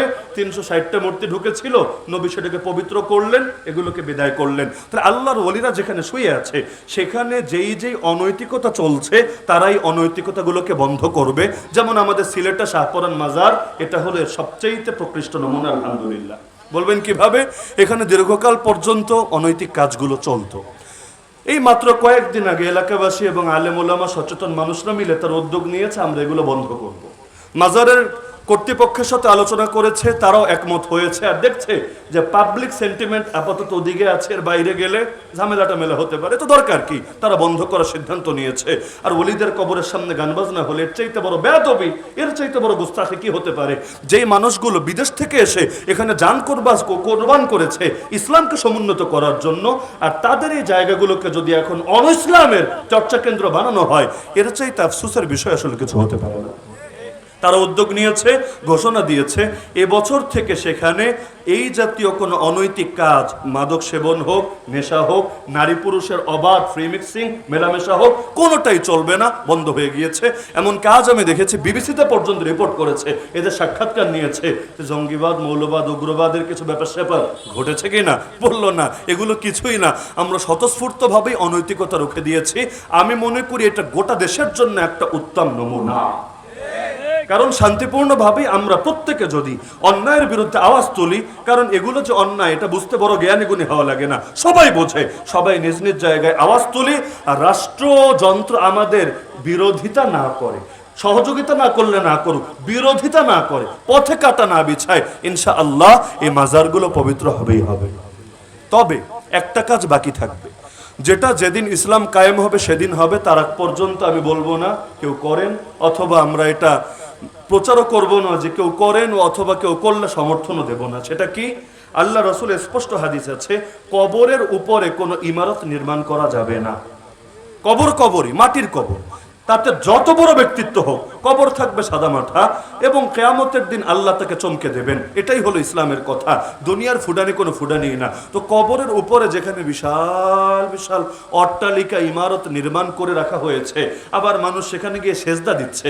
মসজিদে এসে আল্লাহরে সেজদা দেয় না, সেখানে গিয়ে আব্বারে সেজদা দিচ্ছে। আর কি কি দোয়া, আব্বা বাচ্চা দাও, বাচ্চা দাও, বিয়া করেছি 12 বছর বাচ্চা হয় না। কেমনে বাচ্চা দিবে? ডাটা কেবল দিয়ে না ওয়াইফাই দিয়ে, হটস্পট দিয়ে না ব্লুটুথ দিয়ে? কিভাবে সেন্ড করবে? কবরের ভেতর থেকে? নাকি কবরের ভেতরে অনেক ডায়াপার পরা বাচ্চা আছে, চাইলে এক কোনা দিয়ে ফুটা করে ঠাস ঠাস করে ছুঁড়ে মারবে? তো কবর তো বাচ্চা ডেলিভারির জায়গা না। আব্বা আব্বা বাচ্চা দাও। আরে জিন্দা হলে তাও নয়তো একটা ব্যাপার স্যাপার ছিল, মুর্দা মানুষের কাছে এমন কথা লোকে কিভাবে বলে? বলা দরকার ছিল কাকে? আরে বলা দরকার ছিল কাকে? তো এই জিনিসগুলো বন্ধ করতে হবে। তবে এগুলো যেদিন ইসলাম কায়েম হবে, আমরা আশাবাদী এই ইমারতগুলোকেও নষ্ট করে দিয়ে স্বাভাবিক কবর হিসেবে রাখা হবে। আর কবর নষ্ট করার কথা বলা হচ্ছে না। তো কবর কবরের মতো থাকবে, কবর বিল্ডিং এর মতো, অট্টালিকার মতো, প্রেসিডেন্ট প্যালেসের মতো কেন থাকবে? তবে এই কাজটা আপাতত না, ইনশাআল্লাহ যেদিন এদেশের আকাশে কালেমার পতাকা দুলবে, সেদিন ইনশাআল্লাহ এই শুভ কাজটা সম্পন্ন হবে। তাহলে মাজারের ব্যাপারে বার্তা ক্লিয়ার কিনা? আরে বার্তা ক্লিয়ার কিনা? তা আমরা এর চাইতে বেশি বাড়াবাড়ি চাচ্ছি না যে এটাকে কেন্দ্র করে সেই সংখ্যালঘুদের কেচ্ছারে একসাথে মিলিয়ে তারপর অন্য কেউ এটাকে চান্স যে কাজে লাগাক, আমরা এটা চাচ্ছি না। তবে আমরা এটা বলবো যে জনগণ যাতে নিজেরাই অন্যায় কিছু না করে ফেলে বা আইন নিজের হাতে তুলে না ফেলে, মব জাস্টিস যাতে না হয়, এজন্য যারা ক্ষমতায় আছেন আপনারাই উদ্যোগ নেন, আপনারাই তদন্ত করেন কোনটা ওলির মাজার আর কোনটা হাওয়া হাওয়া কিচ্ছু না, পুরাই 2 নম্বরই ব্যবসা, আর কোনটা হলো গোস্তাখে রাসূলের জায়গা, এগুলো ক্লিয়ার করেন। তারা ভাবতে পারে এগুলোতে হাত দিলে বিতর্ক হবে কিনা, আমি আল্লাহর কসম করে বলবো এগুলোতে হাত দিলে বিতর্ক হওয়া তো দূরের কথা, এগুলোতে হাত দিলে গোটা জাতি তাদেরকে সারা জীবন শ্রদ্ধার সাথে স্মরণ রাখবে ইনশাআল্লাহ। হ্যাঁ, গুটি কয়েক গঞ্জিকা সেবনকারী, গুটি কয়েক অনৈতিক কার্যক্রমে লিপ্ত ব্যক্তিরা সমালোচনা করতে পারে, কিন্তু এদের সমালোচনা তাদের কোনোই ক্ষতি করতে পারবে না। এই দেশের আপামর জনসাধারণ তাদের সাথে থাকবে। আল্লাহ নবীর আদর্শ থেকে শিক্ষাটা পেলাম, হক আর বাতিল একসাথে মিলেমিশে চলতে পারে না। হক আসলে বাতিল দূর করতে হবে, আর বাতিল আসলে হক দূর করতে হবে, দূর অটো হয়ে যাবে। লা ইলাহা ইল্লাল্লাহ, লা ইলাহা মানে বাতিলের সঙ্গে সম্পর্ক ছিন্ন করলাম, ইল্লাল্লাহ হকের সঙ্গে আল্লাহর সঙ্গে সম্পর্ক জুড়ে দিলাম। এটাই কালেমার কথা, এটাই এই তাফসীরের শিক্ষা। তো রব্বুল আলামিন আমাদের সবাইকে এই আয়াতের যথার্থ অর্থ অনুধাবন করার তৌফিক দান করুন। আজকের এই তাফসীর মাহফিলকে কবুল করুন। যাদের উদ্যোগে আজকের এই মাহফিল সম্পন্ন হয়েছে সবাইকে জাযায়ে খায়ের দান করুন। সবাই দুরূদ শরীফ পাঠ করুন।